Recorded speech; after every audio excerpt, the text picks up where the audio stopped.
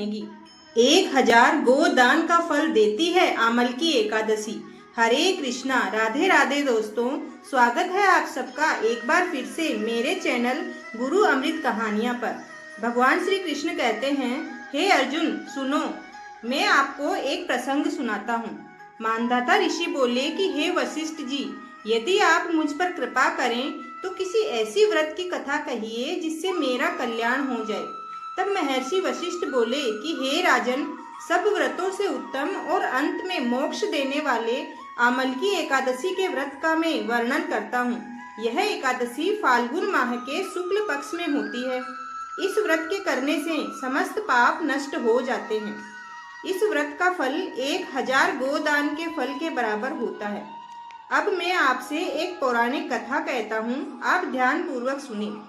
एक समय की बात है, एक वेदिस नाम का नगर था जिसमें ब्राह्मण, क्षत्रिय, वैश्य और शूद्र चारों वर्ण आनंद सहित रहते थे।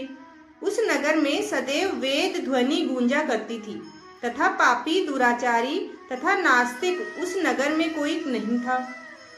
उस नगर में चैत्रथ नाम का एक चंद्रवंशी राजा राज्य करता था। वह अत्यंत विद्वान तथा धर्मी था। उस नगर में कोई भी व्यक्ति दरिद्र और कंजूस नहीं था। सभी नगरवासी विष्णु भगवान के भक्त थे और आबाल वृद्ध, स्त्री पुरुष एकादशी का व्रत किया करते थे। एक समय फाल्गुन माह के शुक्ल पक्ष की आमल की एकादशी आई। उस दिन राजा, प्रजा, बच्चे, बूढ़े सभी ने खुशी खुशी वह व्रत किया।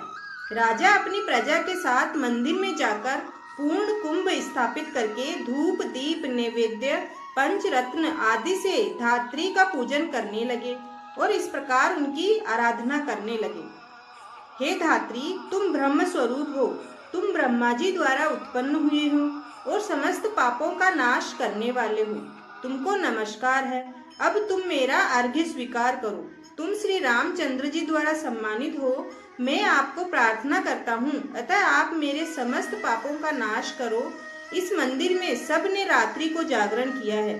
रात के समय वहाँ एक बहेलिया आया जो अत्यंत पापी और दुराचारी था। वह अपने कुटुंब का पालन जीव हत्या करके किया करता था। भूख और प्यास से अत्यंत व्याकुल वह बहेलिया इस जागरण को देखने के लिए मंदिर के एक कोने में बैठ गया और विष्णु भगवान तथा एकादशी महात्म्य की कथा सुनने लगा। इस प्रकार अन्य मनुष्यों की भांति उसने भी सारी रात जागकर बिता दी। प्रातःकाल होते ही सब लोग अपने घर चले गए तो बहेलिया भी अपने घर चला गया। घर जाकर उसने भोजन किया। कुछ समय बीतने के पश्चात उस बहेलिये की मृत्यु हो गई, मगर उस आमल की एकादशी के व्रत तथा जागरण से उसने राजा विदृत के यहाँ जन्म लिया और उसका नाम वसुरथ रखा गया। युवा होने पर वह चतुर रंगीनी सेना के सहित धन धान्य से युक्त होकर 10,000 गांवों का पालन करने लगा। वह तेज में सूर्य के समान, कांति में चंद्रमा के समान, वीरता में भगवान विष्णु के समान और क्षमा करने में पृथ्वी के समान था। वह अत्यंत धार्मिक, सत्यवादी, कर्मवीर और भगवान विष्णु का भक्त था। वह प्रजा का समान भाव से पालन करता, दान पुण्य आदि किया करता था। एक दिन राजा शिकार खेलने के लिए गया। देव योग से वह मार्ग भटक गया और दिशा ज्ञान न रहने के कारण उसी वन में एक वृक्ष के नीचे सो गया। थोड़ी देर बाद पहाड़ी मलेच्छ वहां आ गए और राजा को अकेला देखकर मारो मारो शब्द करते हुए राजा की ओर दौड़े। मलेच्छ कहने लगे कि इसी दुष्ट राजा ने हमारे माता पिता, पुत्र, पौत्र आदि अनेक संबंधियों को मारा है तथा देश से निकाल दिया है, अतः इसको अवश्य ही मारना चाहिए। ऐसा कहकर वे सारे मलेच्छ उस राजा को मारने दौड़े और अनेक प्रकार के अस्त्र शस्त्र उसके ऊपर फेंके। वे सब अस्त्र शस्त्र राजा के शरीर पर गिरते ही नष्ट हो गए और उनका वार पुष्प के समान प्रतीत होता। अब उन मलेच्छों के अस्त्र शस्त्र उल्टा उन्हीं पर प्रहार करने लगे, जिससे वे मूर्छित होकर गिरने लगे। उसी समय राजा के शरीर से एक दिव्य स्त्री उत्पन्न हुई। वह स्त्री अत्यंत सुंदर होते हुए भी उसकी भ्रुकुटी टेढ़ी थी। उसकी आंखों से लाल लाल अग्नि निकल रही थी, जिससे वह दूसरे काल के समान प्रतीत होती थी। वह स्त्री मलेच्छों को मारने दौड़ी और थोड़ी ही देर में उसने सब मलेच्छों को काल के गाल में पहुंचा दिया। जब राजा सोकर उठा तो उसने मलेच्छों को मरा हुआ देखकर कहा कि इन शत्रुओं को किसने मारा है? इस वन में मेरा कौन हितैषी रहता है? वह ऐसा विचार कर ही रहा था कि आकाशवाणी हुई, हे राजा, इस संसार में विष्णु भगवान के अतिरिक्त कौन तेरी सहायता कर सकता है?